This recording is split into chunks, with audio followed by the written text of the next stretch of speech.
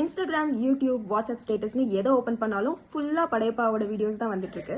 ஆனால் என்னை பொறுத்த வரைக்கும் படையப்பா ஒன்றும் அவ்வளோ கிரேட்டஸ்ட் மூவிலாம் கிடையாது. என்னன்னு தெரியல, என்னோட ஃப்ரெண்ட்ஸ், என்னோட ஃபேமிலி எல்லாருக்குமே அந்த படம் ரொம்ப பிடிக்கும். பட் எனக்கு மட்டும் அந்த படம் பிடிக்கவே பிடிக்காது.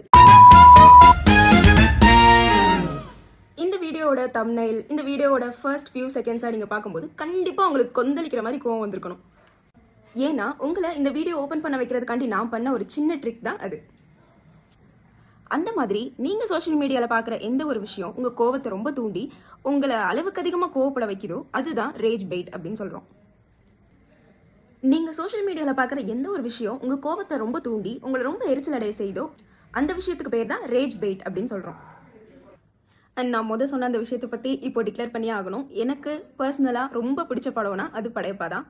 லிஸ்ட்டில் ஃபர்ஸ்ட் எதுன்னு கேட்டால் நான் கண்டிப்பாக படையப்பா தான் சொல்லுவேன்.